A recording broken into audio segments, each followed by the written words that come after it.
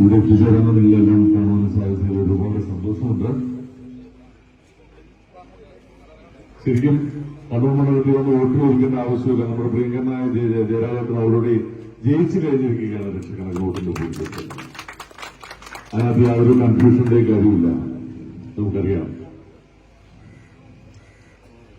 ഒന്നിന്റെ കാര്യങ്ങൾ മാത്രം നിങ്ങളെ ഓർമ്മിപ്പിക്കാനും വേണ്ടി മാത്രമാണ് ഞാൻ ഇവിടെ വന്നിരിക്കുന്നത്.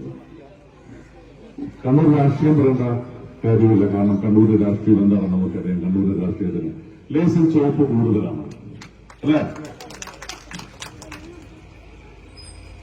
നമുക്കറിയാം ഒരുപാട് പ്രതിസന്ധികളിലൂടെയാണ് നമ്മൾ കടന്നുപോയിക്കൊണ്ടിരിക്കുന്നത്. ഇന്ത്യൻ രാഷ്ട്രീയമായാലും ഇന്ത്യയിലെ ജനങ്ങളായാലും ഇവിടുത്തെ സാധാരണക്കാരായ ജനങ്ങൾ, ഇവിടുത്തെ കർഷകർ, ഇവിടുത്തെ തൊഴിലാളികൾ, ഞങ്ങളെപ്പോലുള്ള കലാകാരന്മാര്, പിന്നോക്ക വിഭാഗക്കാർ, ന്യൂനപക്ഷ വിഭാഗങ്ങൾ,